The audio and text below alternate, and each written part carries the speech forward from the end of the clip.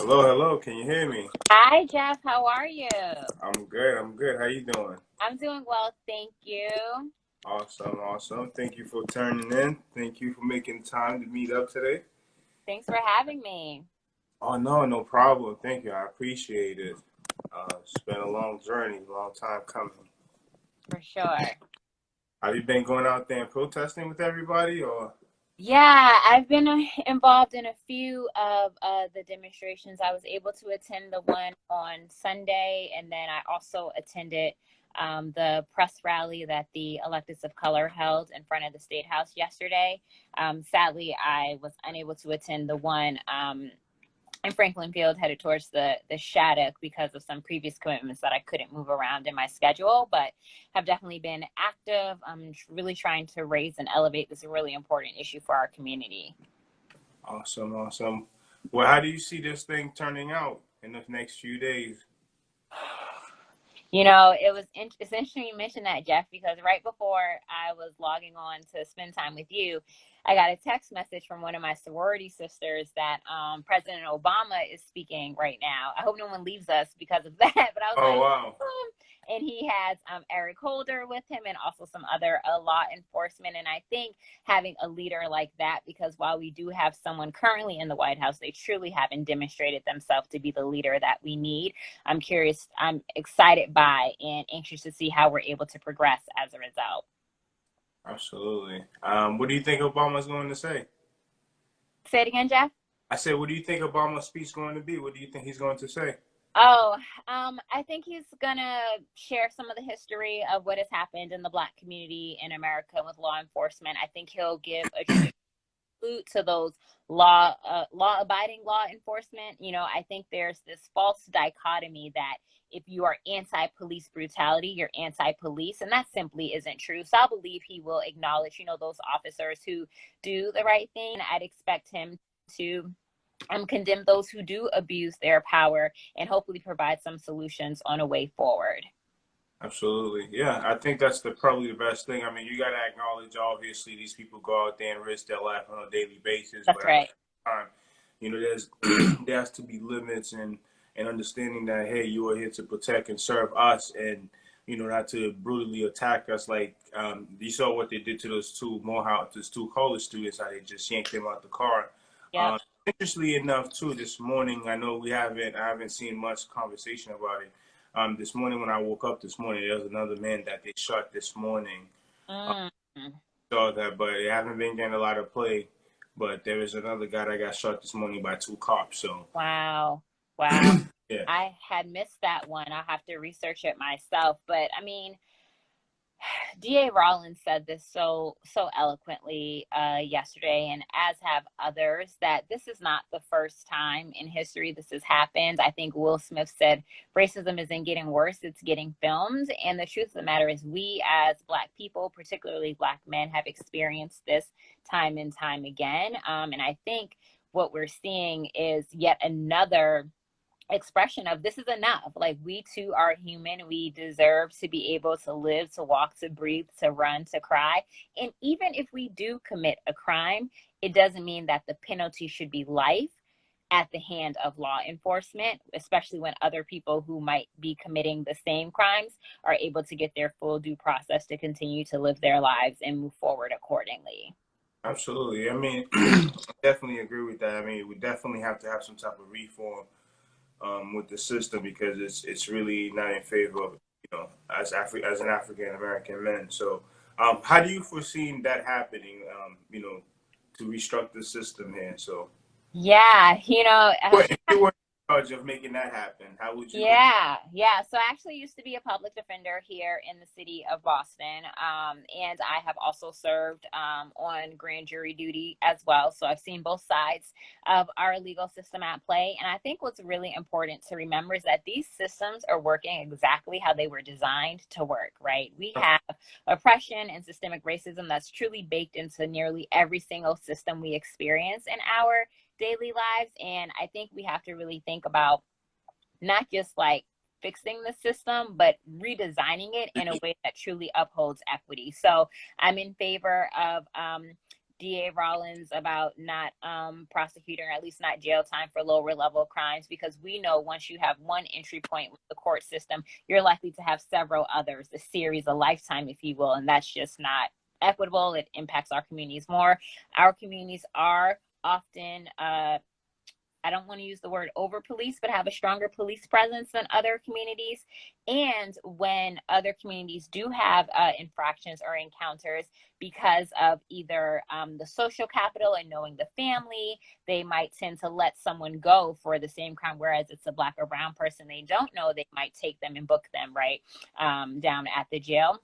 I also think we have to have a civilians committee that has true authority and oversight and the ability to investigate these police brutality crimes when they happen, and to offer recommendations or solutions for any penalty that officers involved might face. And I also think, my grandma used to say, give me my roses, give me my flowers while I'm here. I also think there's an opportunity to shout out when law enforcement is doing the right thing. I sometimes think of life as like a relationship. If you were in a relationship with someone, you wouldn't want to only hear about the bad things or the things you're not doing, but also to get credit for when you're doing things well. And I think that's something that we could try, not only with law enforcement, but across all of our systems of government, where we're both giving credit and praise when it's due and having accountability when people step out of line. Right. So, given the fact that, the conversation about, we need to have conversation with, our politician on the lower level, on the ground level, as far as state rep, city council. So how could you implement that plan for, let's just say, for a community like Mattapan or the city of Boston? Is that something that's doable as far as, let's just say, whether it's you or anybody with, the state or with the city council for Mattapan? I believe it's Mr. Arroyo. And and the mayor. So is it what it take as far as the politicians working together to make that happen? So is it something that we could do, starting with like I said, the community of Mattapan, Dorchester? I mean, there's been a lot of shooting, a lot of crime that's been going on around. So like, how do we plan? What's the plan on attacking these shootings? Yeah, I think that's such a great question. And here in Mattapan, we actually have two city councilors, Councilor Campbell and Councilor Arroyo. They kind of have Mattapan split in half in each of their districts. And I think there are opportunities for city council to pass an ordinance or a resolution. I think there's opportunity at the state level, which is the seat that I'm presently running for as state representative of the Suffolk 12th, to try to find ways to give more authority or power to local municipalities to be able to enforce these acts of police brutality when they happen. And I also want to be clear that we do struggle with crime in various parts of the city. And I don't think anyone is saying, we don't want, the criminal justice system at all. I think people are saying we want a criminal justice system that's equitable and that doesn't discriminate against us because of the color of our skin. Absolutely. Absolutely. So, so how would you implement that plan? Yeah, so at the state house, the state house legislator actually just passed some recent legislation on criminal justice reform, which was a great step in the right direction. I obviously wasn't in the state house as a legislator then, but I was an outside community advocate in support of various measures in that bill. And I think we have the opportunity, particularly as it relates to criminal justice reform. There's a committee within the State House that I intend to serve on. And I think that specific legislation needs to be re-examined every year. And what we've seen across the country is a prime example of why. Things tend to move slow at the State House. It is embedded in the process of how things move at the state house. And I think when it comes to criminal justice and the due process and the life and liberty of our citizens here in the Commonwealth, we have to actually look at that particular piece of legislation yearly to ensure we're protecting their constitutional rights. Awesome. Thank you. Well, let's just shift on and ask you pretty much a question that, I should probably ask you in the beginning. So, on a typical day, how do you level up on a daily basis? I mean, what is it typically your routine? Yeah, it's so funny you asked me that question, because when I had my campaign kickoff back in early May, virtually online, and it's still on IGTV, YouTube, and Facebook. Level Up was playing, and the moderator said, they asked me the question before it was playing, if you had your walkout song, you know, when you win this thing, what would it be? And I was like, Level Up is the song I selected and started to play that. And part of the reason is I've been leveling up my entire life. The option to be mediocre is just not something that's allowed in my family or culturally. And so I've always had to prove myself, to go the extra mile, to work hard, to ensure that I just don't talk about it, but that I am about it, really letting my actions speak more than my words do, in particular. And so when I think about my morning routine, I am a person of faith. So I usually wake up and I try to say a prayer to jumpstart my day. And then if it's a good day, I go for a run. If it's not a good day, I just shower and start doing work. And then I just try to accomplish the goals that I need to, day in and day out. So it's all about getting things done. Somebody just asked about jobs and opportunities in Mattapan. I know as a real estate broker, there's about 11 to 13 new development projects are scheduled for Mattapan. Um, what is your take on that as far as working with those developers and contractors to make sure that people from the community get an opportunity to be able to work on these projects and work on these projects and learn and be, hopefully be able in the future to be able to do their own projects. So what is your take on that and making sure that, we are able to be involved in these projects as far as working and possibly even living in them?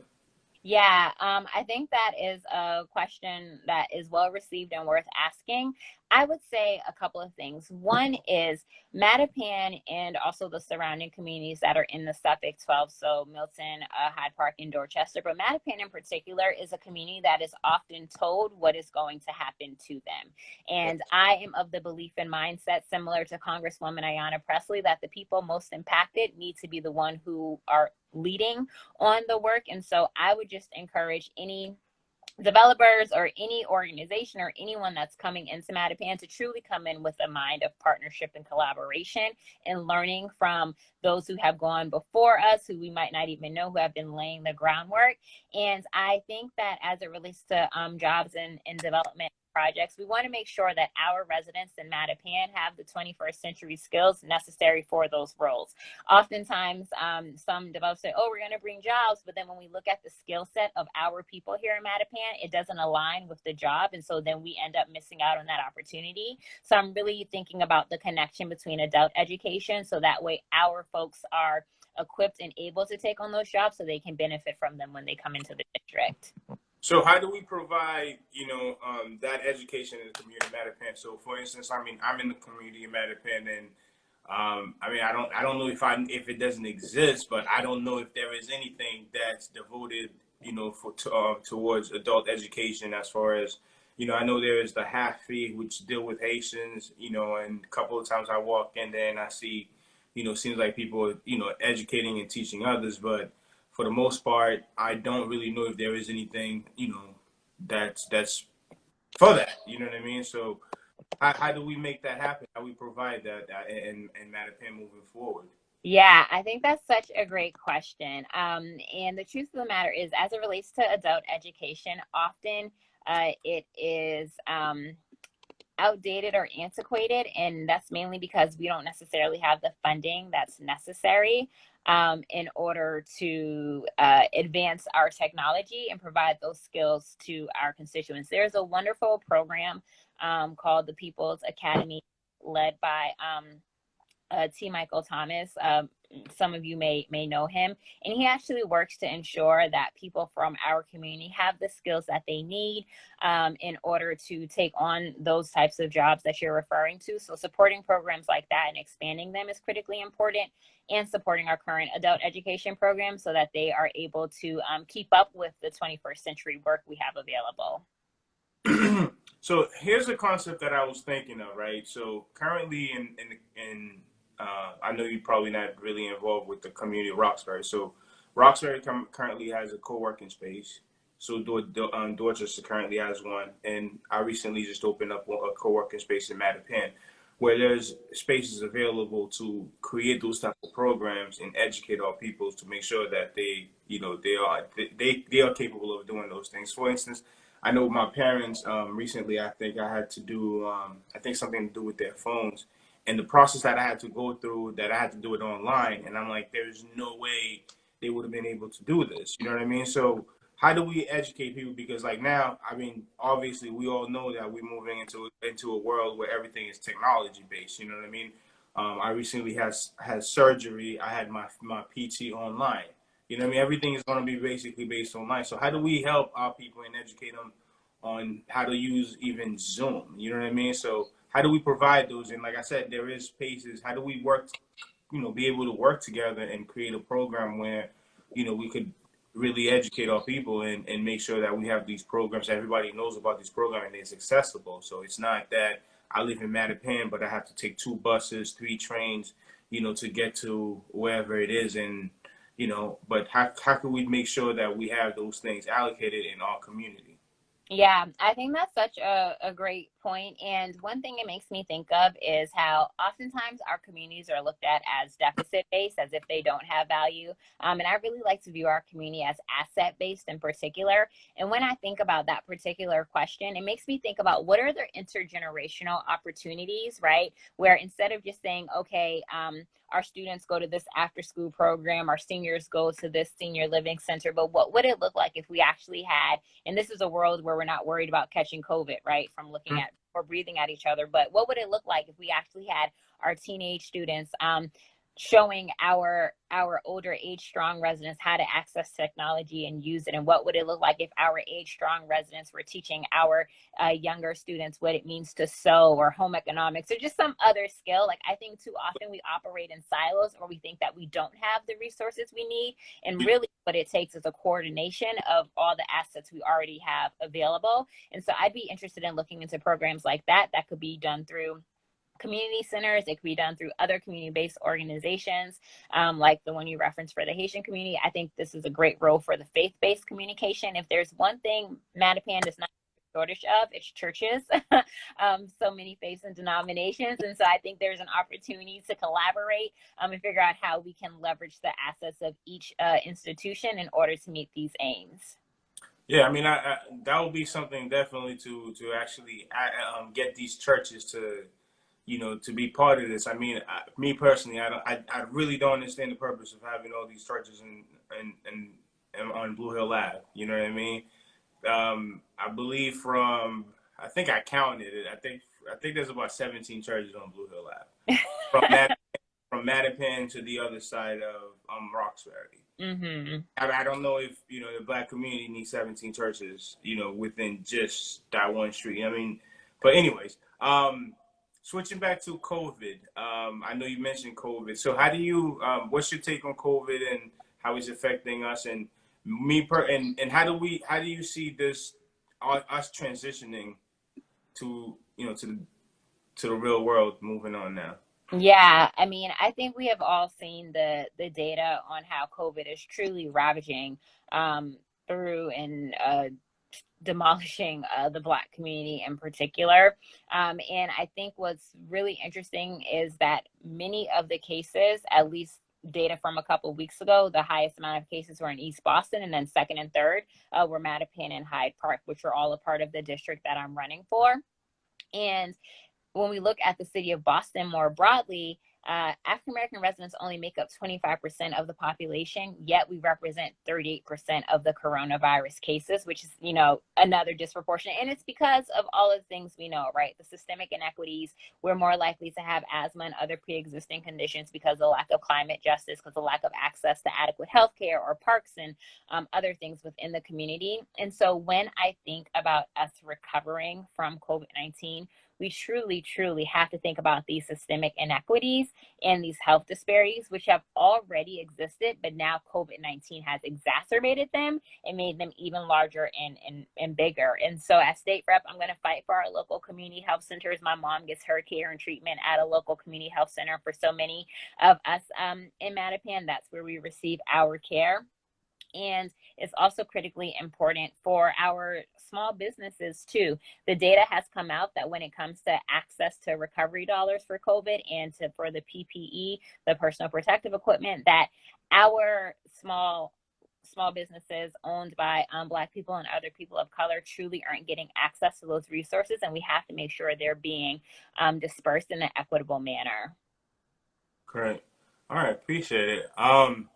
Now, with that being said, now these small businesses in the community who are being affected by COVID-19, right? So, how do we make sure that moving forward we have, these programs could help them, or these people we could educate them on, on how to bounce from, on how to recover from COVID-19. So these Yeah. programs, I know Beckma, I spoke to Shay Goon. I don't know if you know Shay Goon, president of Beckma. Mm-hmm. I know, there's programs that they obviously have to help this community. So how do we make sure we create a gap? I mean, we bridge that gap and make sure that these people are in connection with these programs, and make sure that, again, like we talked about, these communities in these business owners in Mattapan, or the older generation who, Yeah. are not quite too familiar with, technology, to be able to know how to utilize that. So how do we make sure we provide those resources, to bridge that gap? Yeah, I really think it's a matter of coordination. And as someone who has worked for nonprofits and led nonprofits, often there are great services that are being offered, but it's always, how do we get the word out? How can we make sure that people know of the services that are available to them? And I think that's often a big component of it. I am so grateful for the community-based organizations. Like Beckma, that are trying to ensure that our people have what they need. There's also the Black Economic Coalition that has come together for Black-owned restaurants who have been truly impacted by COVID-19 in particular. And what it also makes me wonder is, what would it look like, or what is the opportunity for us to actually gather data from the city and state level of where those recovery dollars are being accessed. So for example, if the city of Boston has $3 million hypothetically available to provide to businesses, but the data shows only 1% of those dollars have gone to Black owned or minority owned businesses, then we need to have a conversation about how do we equitably disperse those dollars so that it flows through our community and they're able to thrive. Data collection can be a really key tool to addressing disparities head on, and it's such low hanging fruit oftentimes, but people like to keep data like that in the dark because then they don't have to be held accountable. And I think data collection like that can help lead to accountability at the city and state level. So I think it's two prongs: support the community-based organizations to coordinate, and do data collection to hold state and city officials accountable. So what's the solution on how to solve that? So what would be your solution? So how do you go about solving that issue now? Yeah, so as it relates to data collection, at the city level, which is not the level that I'm running for, a city hall could require that. City council could make that data request collection necessary. At the state level, it's also possible to pass resolutions and statutes to ensure that data collection and its dissemination is used in order to address those disparities. A lot of it is about making laws and policy and ensuring that it's not just being done to community, but with community in order to solve our most pressing needs. Okay. Well, now that you mentioned it's not, you mentioned it's not at the state level. So, I know you'll be working. Would you be working with with the city council to actually, emphasize or create new ordinance, to create those programs? Yeah, so I think change can happen at both the city and the state level in particular. And in my years of being an advocate, I have seen examples of when city council members might testify before the state house related to a certain matter, a certain statewide bill that they want the legislature to embrace. And a big tenet of my platform is partnership. And because I have successfully built partnerships in order to get results for the community in other ways, I think that at all levels of government, we're going to have to partner with one another in order to make sure our communities have the resources that they need. Awesome. So now, a quick question, not a personal question, but what are the top 3 things that's important to you that you would love to get done as soon you get into office? Yeah, so public transportation is a huge one, I think, for any of us who live in Mattapan. While the Mattapan trolley is nostalgic, it certainly isn't efficient. And also, I was talking to a constituent who just moved to Mattapan from Brighton, and she said, Brandy, when I lived in Brighton, the buses ran on time. I'm here, and I go to the bus stop early, just to make sure, and I'm waiting 15, 20 minutes, and the bus doesn't arrive. That's not fair to our community. They have places to be as well. They have to get to work and we have to get to school in non-tradition, in non-COVID times. And so I think it's important that we have reliable public transportation and public transportation that's efficient and clean as well. Thinking about Mattapan, we have wetlands here, we have rivers. I always talk about the Mattapan turkeys that I see crossing the street. We have chipmunks and squirrels and beautiful birds. Like, we have to think about our habitat and our environment and protecting that as well. I also think there's an opportunity, there's a big project. It's at the city level related to redesigning Blue Hill Ave. And the present conversation is about dedicated bus lanes for the 28 bus. But I would like to think a little more bolder in what would it look like if the state actually provided funds to make that a light rail system that went from Mattapan Station down to Dudley, that ran in the middle. And that way we could also maybe clear up some of the traffic we experience on Blue Hill Ave too. Like, I think there are things we can do for public transportation to make sure we can get to the places we need to get to. So I heard Obama had proposed that before when he was in office to actually create that, and whoever was in city, whoever was in charge of that at the time declined that. So I mean, that is a great idea to actually to have that, because they did have a train system back in the 50s that went from Mattapan all the way to Roxbury. So I mean, it would be great to actually be able to bring that back, but.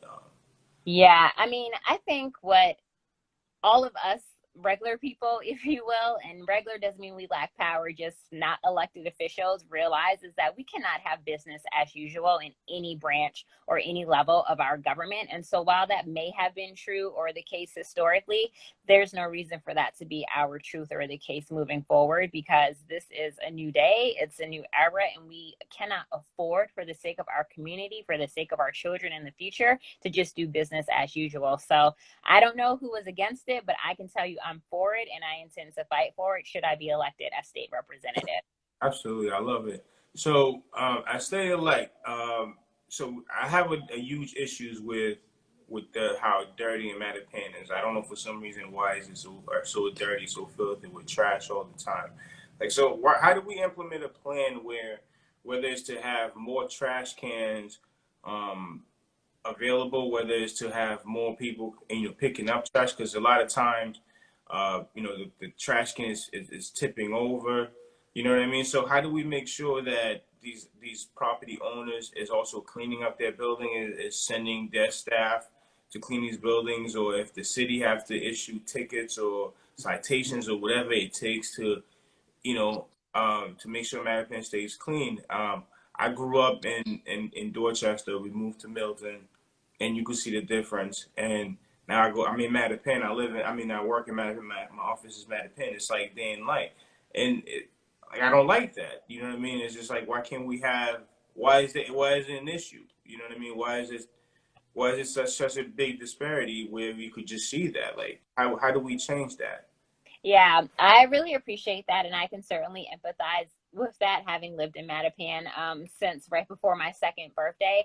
And I will say that I just want to share this story before I answer your question. This was several years ago, back in like 2013, maybe even 2014, and I had been really stressed. So I have Ryan Playground right down the street from me, and so I was like, you know what? I'm just gonna go to the park and just like take a walk around the track, like just to like clear my mind of being stressed. So I walk down the end of my street, cross River Street, and I go ahead and I proceed to go to the park.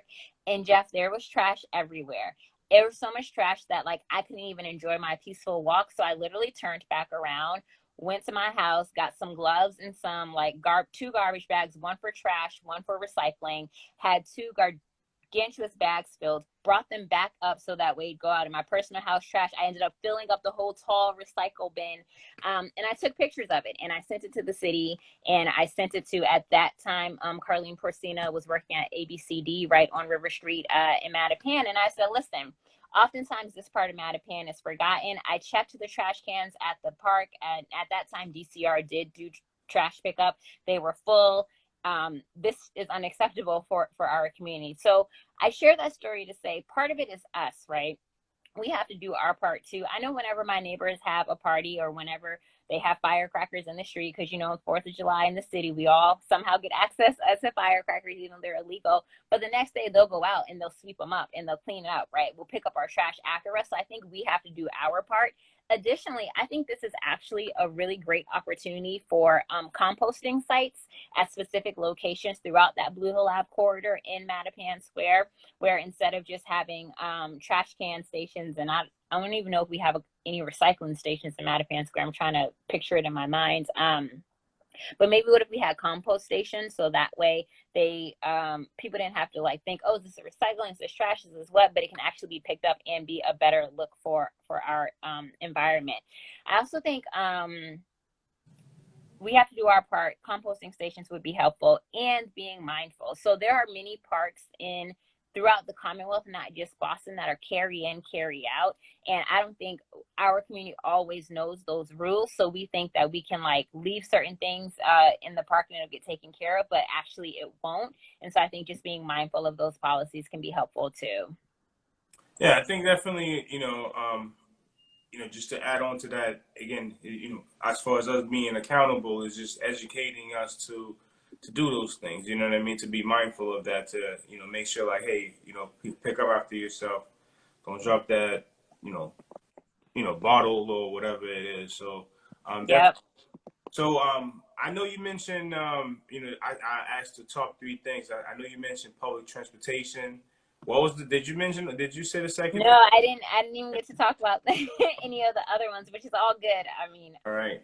I got time. So yeah, I think another big issue in this community, quite honestly, is housing. And there's a lot, you mentioned some of the development projects that are happening. And the truth of the matter is, Mattapan has one of the highest home ownership rates throughout the city of Boston. And many of those people who own their homes are seniors who are on fixed incomes or limited incomes. And so I'm always mindful of how can we ensure that seniors aren't pushed out of their homes, because when those new properties sell at their new market value higher rates, that means the tax base goes up for those on a fixed income. And at present, there is protection for seniors, but I actually want to file legislation that expands those real estate exemptions for people who have lived in their home for X amount of years, 15, 20 years, like something that shows they've been there a long time. So that way, as the neighborhood changes, they're not pushed out and it becomes a completely new neighborhood because they weren't able to pay their taxes. I also have been fully in support of the rent stabilization movement to bring back rent control, knowing the price of apartments throughout the city of Boston and in Mattapan. And so I was excited to see the progress that was made on that bill led by Rep. Connolly, Rep. Lugardo, and others to make sure that we in the city of Boston can have rent stabilization. So families have access and the ability to predict those rent increases and plan for them accordingly, so they also aren't pushed out of their homes. Housing is critically important for this part of the district. Absolutely. I mean, as you mentioned, a lot of homeowners do reside in Mattapan, and one of the things that it happened with me from I think maybe like 3 or 4 of my friends who their parents own properties, and they don't even understand that, hey, you could possibly refinance and whether help your parents out as far as acquiring the property from them, if it's in a bad situation. Where I know for me as a real estate agent, I've had to do a couple of short sales where easily we could have transferred the property over to a family member rather than having to sell it. You know what I mean? But a lot of time people are not even educated, understanding that that option, that they have that option. Because I know on Monday, the Greater Mattapan Neighborhood Council, they were having a conversation about reverse mortgages. You know what I mean? As far as creating situation for the older homeowners, as far as figuring out other ways to keep them in their home. Where personally, I'm not a big fan of reverse mortgages. What I think is there's a better option on because we all doing this for legacy. Where hey, how about transferring that property over to your kids or to your grandkids or to a family member and allowing them to continue on with with the property. So to my understanding, I think that that should be something that perhaps to be educated, to be thought in the community and educate people on having that option rather than the reverse mortgage. Just my thought. Yeah, well, I think what your comment is raising is the fact that there are many ways our community can be educated on the options available to them. And related to what I shared earlier around the coordination of services and making that information available, the same thing applies for housing and what those options are. I also think it's important to note that there truly are predators who are reaching out to seniors in Mattapan, offering to buy their houses for cash and close quickly. I actually got a phone call twice now in the last 7 days from someone with a South Shore number. Hey, I'm outside your house and I would love to buy the property. We can close quickly. Then my mother got the same call a week later. And so I also think in addition to making sure folks are aware of the options to them, we have to do something about these people who are trying to acquire property. And because we are still building wealth as a community, and I mean the Black community more largely, because we're still building wealth, we don't know all the ins and outs the way other communities do. And so if someone gets a call like, oh, I'll buy your house for $450,000 and I paid $50,000 for it in 1985, I'll think that's a deal because I'm getting $400,000, not realizing that its new assessed rate is 475, so its market value might be 580, right? We don't necessarily have those conversations in our community, so it's education and stopping predators who are trying to come in and get these homes for cheap and push out residents who have been here for decades. So how do we make sure we could educate our people on that in all this community and having these systems? Is that something that you're willing to emphasize and make sure that it's in place to educate? Because I mean, at this point, there's so many influencers on social media. There's so many people, professionals now with the information. Now it's just about providing a platform and making sure that everybody, have access to it. You know what I mean? So is that Yeah. something you could have a plan for or implement a plan on your top three or top four, because you didn't go to the third one yet, but just trying to figure out how we could squeeze that in there. It's okay. They're all on my website, www.electbrandy.com, Jeff, so we can have this conversation and folks can check it out. Or Team Brandy 617 is my handle across Instagram, Facebook, and Twitter. So I'm always accessible and available. I think the short answer to that is obviously yes, but I'm also a proponent of meeting people where they are. I think far too often someone will have this pie in the sky idea of, oh, this is what I think would be great for the community.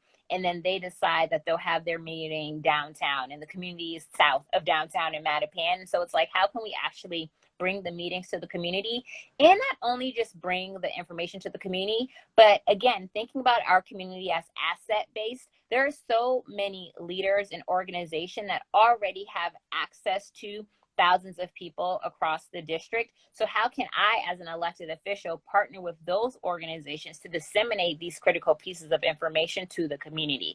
Again, it's all about partnership, coordination, and collaborating in order to bring results that we need to see. And that's what I'd be committed to doing, is meeting the people where they are instead of creating this like lofty communications plan that doesn't involve those who are already within the community and have access to large networks. Yeah, that's a great answer. So now, how about the third goal? Yeah, so another critical component of my plan relates to public education. And there are actually 5 tenets of my platform, 4 on the website, and I'm finalizing my criminal justice plan now. And as it relates to public education, I truly believe that every student deserves access to a high quality education. And I want to make sure that our schools are adequately funded and that our teachers are well supported. Additionally, I think that because our children, and I know this because I worked on a whole campaign of supporting students with trauma, they bring so much to the classroom that we have to make sure that we are providing those wraparound services, whether it's in the form of a hub school or something else. So that way, schools are meeting the children where they are and providing for them academically as well as social emotionally as well. Another component to that is truly fostering a connection between the school community and the home community. In my conversation with constituents throughout the 12th, many of them have their little ones at home because of COVID, and they'll say, Brandy, like, this is the most conversation or the most contact I've had with my child's school, and I like it. Like, I actually want more of it. So I'm really interested in looking at models that actually create a true relationship and partnership between the school community and the family community, so that way they're working together to meet the needs of our students. The Boston Teachers Union actually piloted a program with the Blackstone in the South End in partnership with St. Stephen's on a parent mentor program, which proved to have some great success. And so I'm interested in doing that for our public education K through 12 system. All right, great. What's your take on? I mean, I know there's been a lot of charter school opening up these days, a lot of Boston public schools closing. So, what's your take on that? Yeah, so I think as it relates to charter schools, I believe in holding them accountable to make sure that they are providing a quality education for students and ensuring that they are being mindful of racial equity policies and discipline policies as well.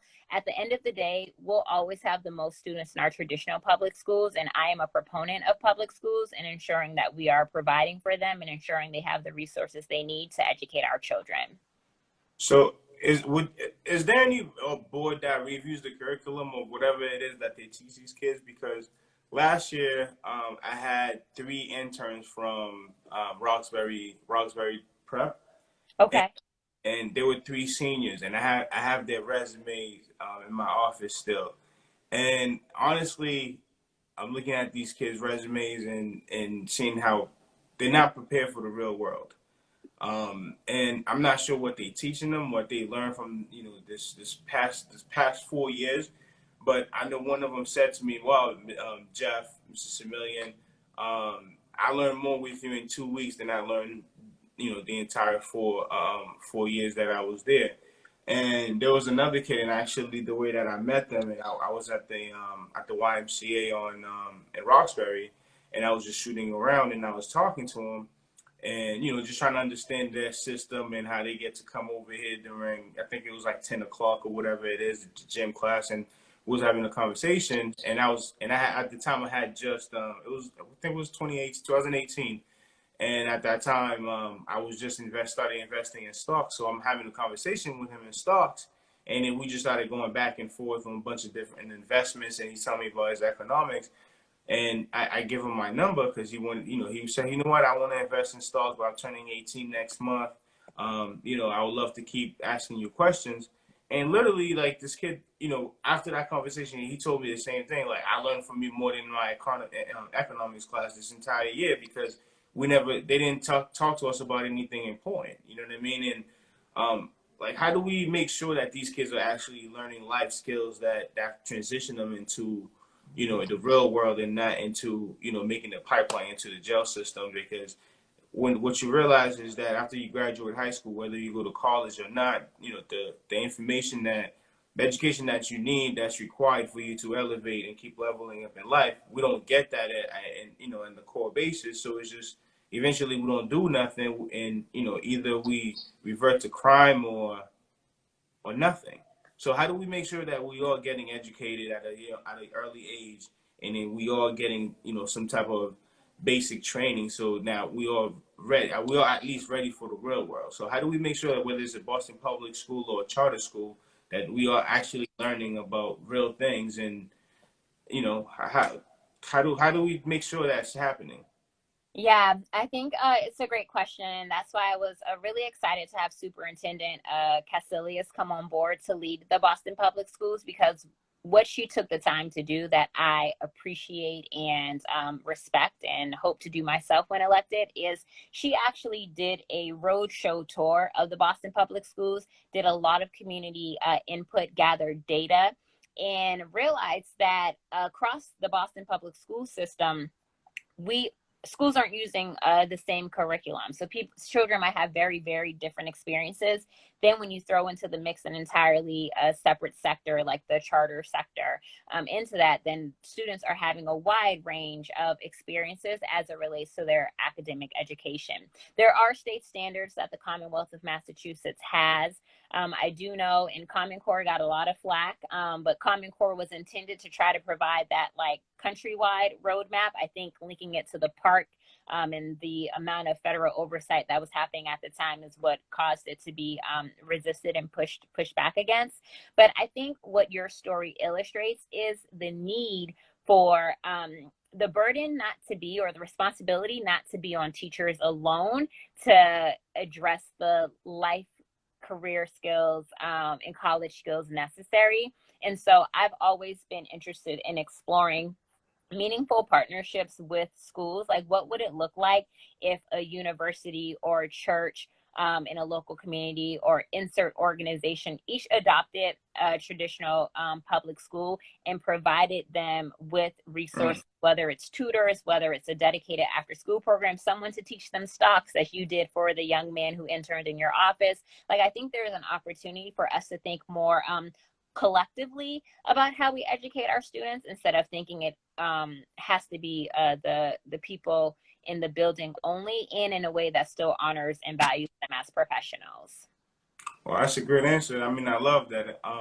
How do we start that? In our community where we could probably do it with one or two, um, schools or churches or organization. How do we make that happen? Yeah, I mean, I think it's a Have matter. you implemented that before, or have you seen that before? Or I have. I've seen it in two places. So I did my graduate education, all of my post high school education out of the state of Massachusetts, and so I got my grad degree from Johns Hopkins University in Baltimore, and my law degree from Emory University in Atlanta. And living in both of those cities, I found a church home that I liked, and each of them. One of them had actually created a school and adopted another school, and then one of them had adopted a school outright, and they were supportive of that principal. They were supportive of those teachers. They provided resources in a gap. So if there was a budget shortfall, we went in to help with tutoring, to support students in whatever way possible. There are just, I think, opportunities to do that. Again, we also have to be mindful of existing structures and making sure that whatever we do, again, values professionals who are already associated with the school building and the work that they do. But I think having a conversation, expressing interest to a school leader or whoever, if they have a family and community engagement person or someone who's responsible for that, to seeing what partnerships might be available. I don't know that I would mandate it like across the entire system, but I think there's an opportunity to think about what are the assets that these organizations already in the community have, and how can we infuse those resources into our public school system. wow, I love that. So, how do you see that working in Mattapan?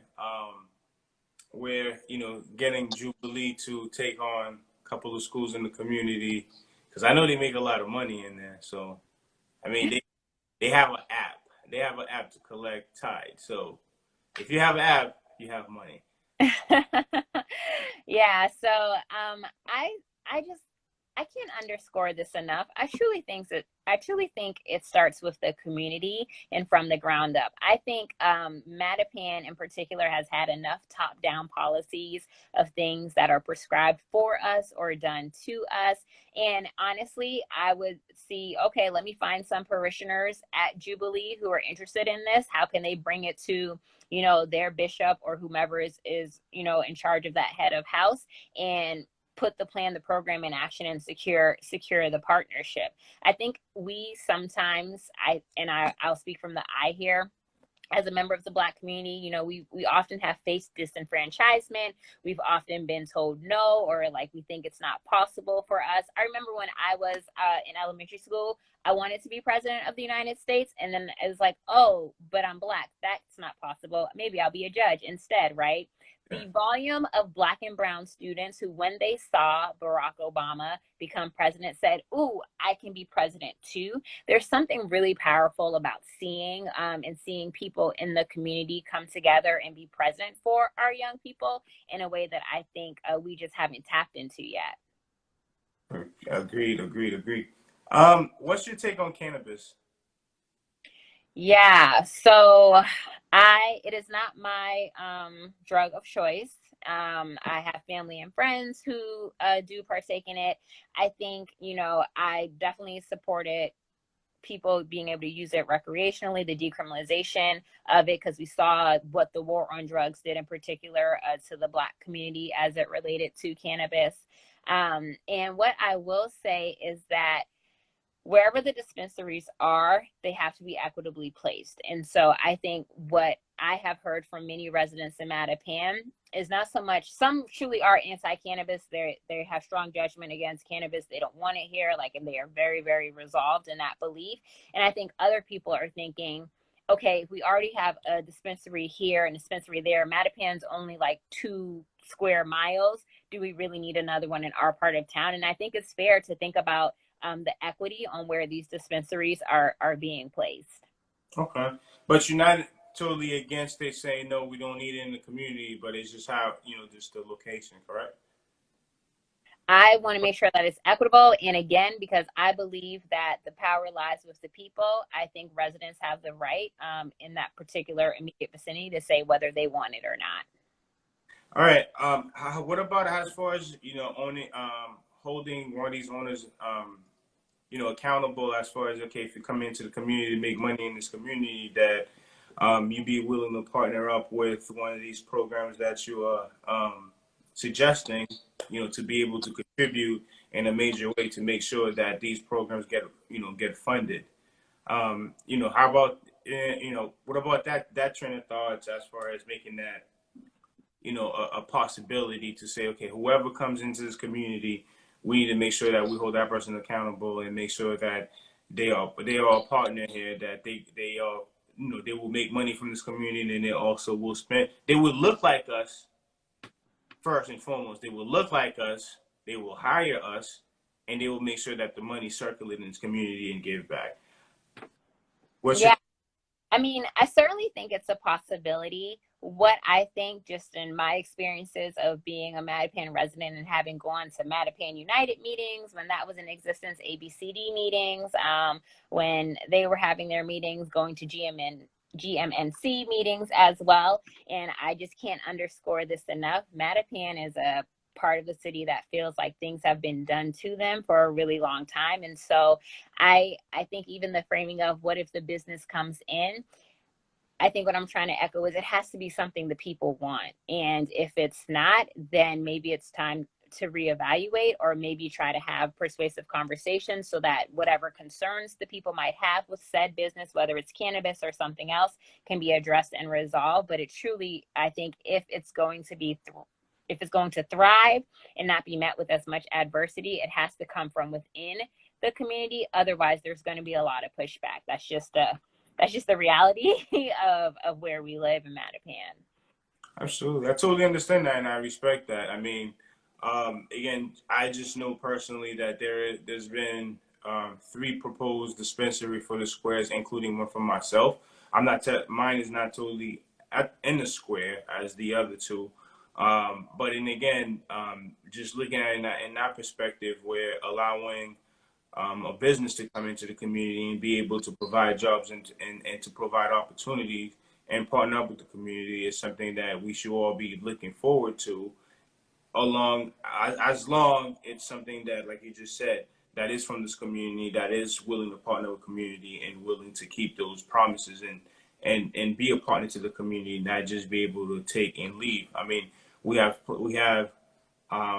just two hair stops in the community that's not black owned, and again, I'm not sure if this man, spend money with the community, but again, there's four different hair shop that's not black owned in the community. I'm not sure if anybody ever goes up to these guys and asks them for, hey, can we get some contribution from you? You're not supposed to be here. Why do you have two stores there? So on and so forth. So there's a lot of businesses that it's not just cannabis. There is a lot of business that that needs to be held accountable. So Sure. going back to just one particular industry because of whatever emotion that the person may have, but at the end of the day, we need to smarten up and look at the opportunity and really make sure that we are having smart educated conversation that's going to get us somewhere rather than just being emotional and just putting a roadblock and not being to move forward.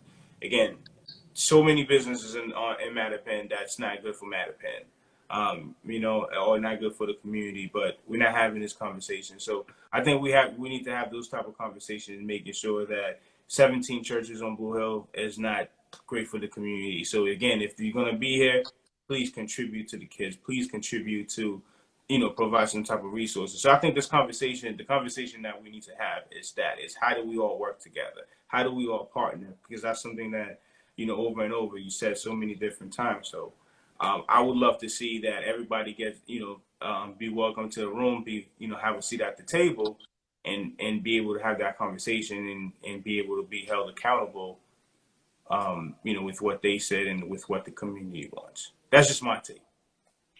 I appreciate you sharing your take, Jeff, and I will just say that there's just been a lot of trauma that has happened with Mattapan residents that they're quick to say what they think, and I just encourage all residents in Mattapan, no matter what your belief is, you are a part of this community. Speak up. So if you see a community leader whose views you agree with, echo them. If you disagree, be empowered to speak up and to speak your truth because you're a part of this community too. And while we are all living in Mattapan, we certainly don't agree or have the same views on everything. And if we're truly one Mattapan or greater Mattapan, or this entire such a diverse part of the city, then we have to make sure that everyone is able to let their truth and let their voice be heard. Absolutely. Last question. How do you feel about a restaurant in Mattapan Square? About a what in Mattapan Square? A restaurant. A restaurant? Yeah. I'm not opposed to it. I mean, we have restaurants in Lower Mills and in Ashmont, and there are some eateries, if not directly, and we have Brothers in the Square, and we have Mattapan House of Pizza, and then there are some other eateries as well. I do think that Mattapan is a gym. I have always felt this way. I've always loved being from Mattapan and living in this part of the city, and I think that depending on what the restaurant is, people might be open to that. But again, it's what the community wants, and really being able to say that as opposed to someone outside saying, I have this idea for your community. Mattapan's a community that really likes to thrive together and have things come from the community locally. Awesome. We got 10 seconds. Make your closeout statement. How do you find you? Yeah, so Brandy Fluker Oakley, candidate for state representative of the Suffolk 12th, Team Brandy 616.